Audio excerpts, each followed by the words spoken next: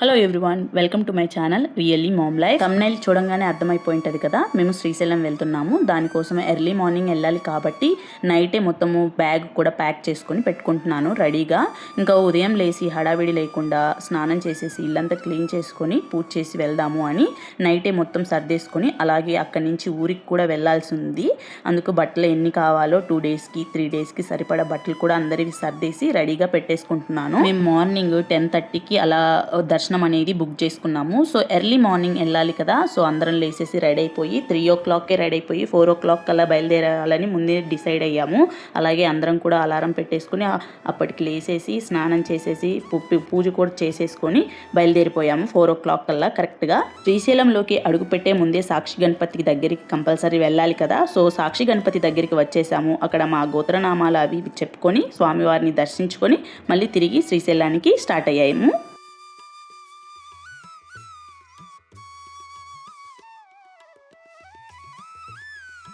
Telangana first దర్శనానికి వెళ్ళిపోయాము. స్వామివారిని దర్శించుకొని అక్కడ శివాజీ మహారాజ్ యొక్క మ్యూజియం అనేది ఒకటి ఉండింది, అది కూడా చూసుకుందామని దారి మధ్యలో చూసుకొని వెళ్దాము, ఇంకా బయలుదేరినాము అక్కడి నుంచి అని వెళ్ళాము. దర్శనం అయితే మంచిగా జరిగింది. ఇక స్వామివారిని అందరూ మంచిగా ఉండాలి, అందరూ కూడా బాగుండాలని కోరుకొని మనస్ఫూర్తిగా బయటికి వచ్చాము. ఇక్కడ శ్రీశైలంలో తప్పకుండా చూడవలసిన ప్రదేశాలలో ఒకటి ఛత్రపతి శివాజీ మహారాజ్ యొక్క మ్యూజియం ఒకటి ఉండింది. ఎవరైనా చూడకుండా ఉంటే ఈసారి వెళ్ళినప్పుడు తప్పకుండా చూడండి, చాలా మంచి ఫీలింగ్ వస్తుంది అనమాట. చాలా బాగుంటుంది మ్యూజియం కూడా. అక్కడ కూడా చూసుకుందామని అక్కడికి వెళ్ళాము. దగ్గరే ఉంటుంది గుడికి. ఈ మ్యూజియం అనేది 1677లో మన భారతదేశంలో దక్షిణ భారతదేశంలో యాత్రలో భాగంగా శ్రీశైలానికి సందర్శించిన శివాజీ మహారాజ్ గారు మల్లికార్జున స్వామిని సందర్శించుకొని ధ్యానం చేశారు. అలాగే ఆయన భక్తుల కోసం అన్నదానం మరియు గోపురాలను కూడా నిర్మించారనమాట. ఇలా ఈ చారిత్రాత్మక సంఘటనను గుర్తు చేసుకుంటూ 1983లో అప్పటి మహారాష్ట్ర ముఖ్యమంత్రి వసంత్ దాదా పాటిల్ ఆధ్వర్యంలో ఈ మ్యూజియం అనేది కట్టడం ప్రారంభమైందనమాట. ఇది కేవలం మ్యూజియమే కాదు, ఇక్కడ చుట్టుపక్కల గిరిజన ప్రాంతాలలో వైద్య శిబిరాలను మరియు విద్యా కార్యక్రమాలు, అన్నదాన సేవలు నిర్వహిస్తున్న ప్రతి దానికి కూడా ఇది కేంద్రంగా ఉందన్నమాట.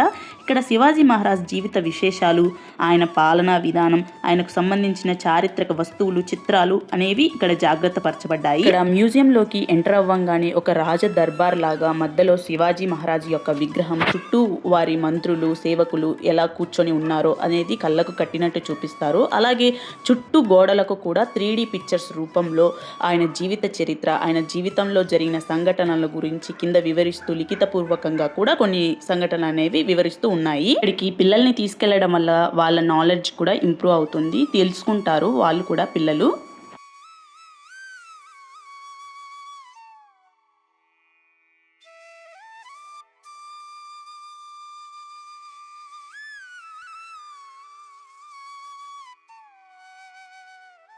ఇక్కడ వచ్చేసి మన అఖండ భారతావని అంతకుముందు ఎలా ఉండేదో ఇప్పుడు ఎలా ఉండిందో అనేది మన కళ్ళకు కట్టినట్టు ఇక్కడ చూపించారు.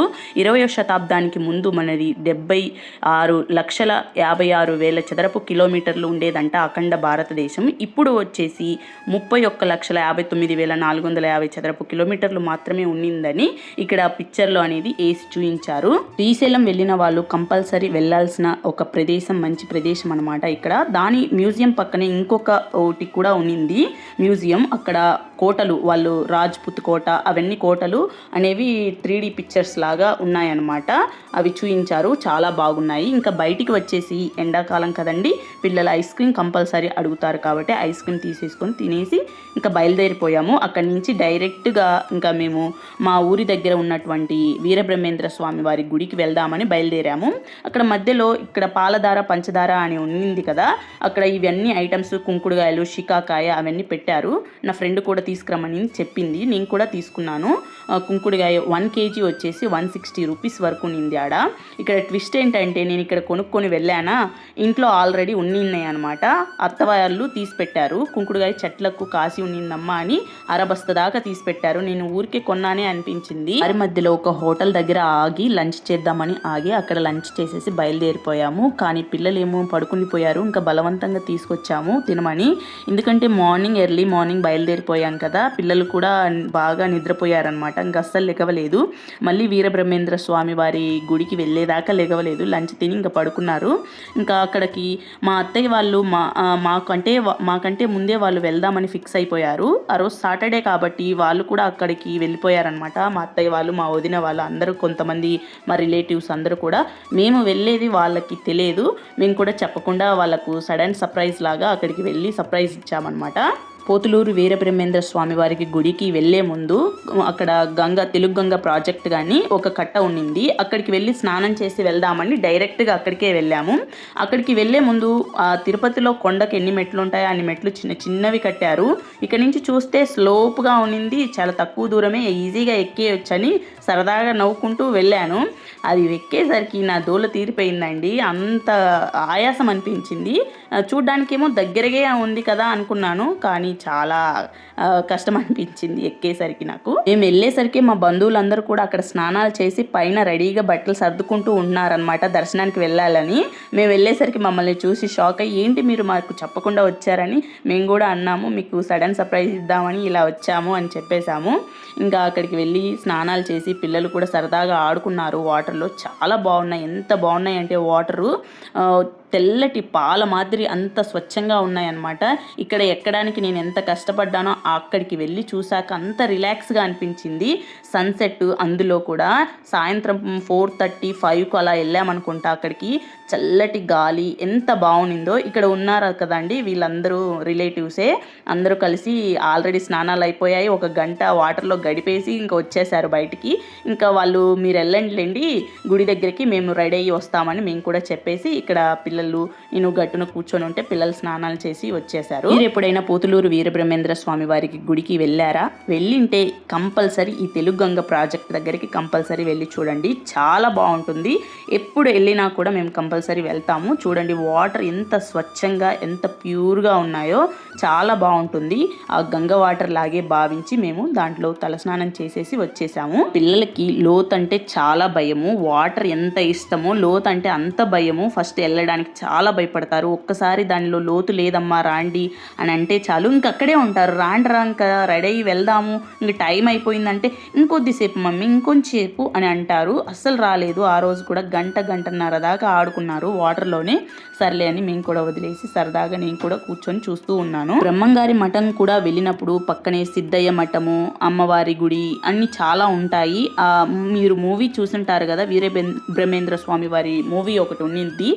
రామారావు గారు, ఎన్టీఆర్ రామారావు గారు తీసిన మూవీ చాలా బాగుంటుంది. ఆ మూవీలో చూపించినట్లుగా అమ్మవారు అగ్నిగోళం తీసుకురావటము అవన్నీ కూడా ఇక్కడ ఈ ఊర్లో కంపల్సరీ అవి ఉంటాయన్నమాట. అవన్నీ మేము ఫస్ట్ టైం వచ్చినప్పుడు అన్నీ చూసాము. ఈసారి మాత్రం స్వామివారిని దర్శించుకొని నైట్ స్టే చేద్దామని మాత్రమే వచ్చామన్నమాట. ఇక్కడ వాటర్ స్నానం చేసి బయటికి వచ్చిన తర్వాత ఇంకా ఆరిపోతున్నాయి అన్నమాట బట్టలు ఆ గాలికి. వాటంతట అవే. ఎంత చల్లటి గాలి, ఎంత బాగుందో అసలుకి. ఈ అలలను చూడంగానే నాకు ఒక పాట గుర్తొచ్చింది, అలలే చిట్టి అలలే అని. సో నేను అందుకే ఫస్ట్ షార్ట్ అదే పెట్టాను. ఆ షార్ట్ తీసేసి పెట్టాను అనమాట. ఇక అందరం రెడీ అయిపోయి వాళ్ళు వచ్చేసరికి లేట్ అయిపోతుందని మేము ఇంకా కొబ్బరికాయలు తీసేసుకొని దర్శనానికి వెళ్దామని ప్రిపేర్ అయిపోయాము. అందులోనూ మా కులదైవము బ్రహ్మేంద్ర స్వామి వారు కంపల్సరీ సంవత్సరానికి ఒక్కసారి అయినా వెళ్ళాలి అని అనుకుంటాము మేము. అందుకు ఈసారి ఇలా కుదిరింది. ఇలా సడన్గా అనుకున్నాము. ఫస్ట్ శ్రీశైలమే వెళ్దాం అనుకున్నాము. ఇంకొక డే అనేది ఎక్స్ట్రా ఉండడంతో ఊరికి వెళ్దాము అని అనుకోవడంతో ఇక్కడికి కూడా వెళ్ళేసి వద్దాము. అందులో కూడా అత్తయ్య వాళ్ళు కూడా వెళ్ళిపోయారు కదా బ్రహ్మంగారి మఠం, మనం కూడా వెళ్ళేసి వద్దాము అని అనుకున్నాను. ఇక్కడ తిరునాళ్ళ చేసినప్పుడు బ్రహ్మంగారి ఆరాధన అనేది ఒకటి చేస్తారనమాట ఎవ్రీ ఇయర్. అప్పుడు మాత్రమే ఎక్కువ క్రౌడ్ రష్ ఉండిద్ది. మిగతా టైంలో బాగానే తొందరగా దర్శనం అయిపోద్ది. దర్శనం టికెట్ కూడా 20 రూపీస్ ఉండిద్ది. ఈజీగా వెళ్ళేసి లోపలికి వెళ్ళేసి దర్శనం చేసుకొని బయటికి రావచ్చు. అంత రష్ ఉండదు, ఈజీగా అయిపోతుంది. రూమ్స్ కూడా అన్నీ అవైలబుల్గా ఉంటాయి. ఒకవేళ రూమ్ తీసుకోకపోయినా పర్లేదు, పక్కన వాష్రూమ్స్ రెడీ అవ్వడానికి అన్ని గుళ్ళోనే అవైలబుల్గా ఉంటాయి. అక్కడ స్టే చేయడానికి కూడా ఏదైనా బెడ్షీట్ అలాంటివి, చాప అలాంటివి తెచ్చుకుంటే అక్కడే గుళ్ళో కూడా పడుకోవచ్చు. మొత్తం సదుపాయాలు ఉంటాయి. ఇంకా ఎవ్రీ ఇయర్ కూడా డెవలప్మెంట్ అనేది చేస్తూ ఉన్నారనమాట. ఈ గుళ్ళో బాగుండింది. ఫస్ట్లో మా పెళ్ళైన కొత్తలో ఉన్న గుడి కంటే ఇప్పుడు ఇంకా గుడి అనేది బాగా డెవలప్ అయింది. కొంచెం నీట్గా కూడా చేశారు అని అనిపించింది. ఈ గోపురం అనేది మా పెళ్ళైన కొత్తలో ఈ గోపురం అనేది లేదనమాట. ఇప్పుడు కన్స్ట్రక్ట్ చేశారు, చాలా బాగుంది. ఇక్కడికి వెళ్ళంగానే మా తాతయ్య మాతో పాటు వచ్చేసారనమాట. ఇంకా వాళ్ళు నిదానంగా వచ్చేస్తున్నారు, అవ్వ వదిన వాళ్ళందరూ. చాలామంది బంధువులు ఉన్నారు కదా, వాళ్ళు నిదానంగా అటు ఇటు అంతలక నిదానంగా స్లోగా చూసుకొని దర్శనం చేసుకొని వచ్చారు. మేము మాత్రం పగులంతా అక్కడ జర్నీ చేసి వచ్చాం కదా, సో అందుకని మేము త్వరగా వెళ్ళి దర్శనం చేసుకొని పక్కన అమ్మవారి ఇది కూడా ఇంకొక గుడి ఉన్నిందనమాట. ఈ గుడిని ఆనుకొని పక్కన కూడా గుడి ఉన్నింది. ఆ గుడిలో కూడా దర్శనం చేసేసుకొని మేము రూమ్స్ తీసుకుందాము, అంతమంది ఉన్నారు కదా రూమ్స్ తీసుకుందామని ఇంకా వెళ్ళిపోయాము బయటికి.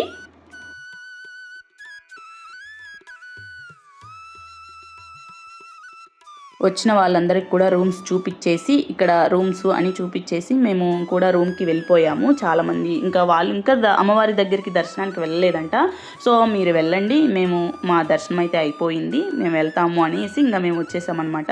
మా వారు అప్పటికే పగలంతా జర్నీ చేసి వస్తున్నారు కదా, జర్నీ అంటే డ్రైవింగ్ చేస్తూ ఉన్నారు కదా. నేనంటే ఇంకా పడుకొని నిద్రపోతూనే ఉంటాను కారు ఎక్కినాల మించి, బట్ డ్రైవింగ్ చేసే వాళ్ళకి అంత రెస్ట్ ఉండదు కదా, సో ఆయన రెస్ట్ తీసుకుందామని మేము వెళ్ళిపోయాము.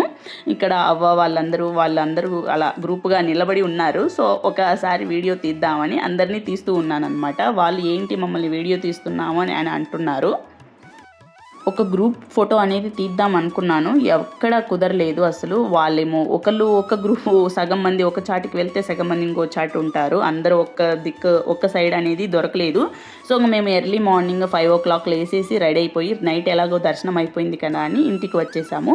ఇక్కడ ఇంటికి వచ్చిన తర్వాత మా పాప ఫోన్ పట్టుకొని ఇలా మా వదిన వాళ్ళ ఇల్లు అనేది రికార్డ్ చేసిందనమాట. ఈ మధ్య కొత్తగా కట్టించారు వాళ్ళు, సో ఇంకా పనులు జరుగుతున్నాయి.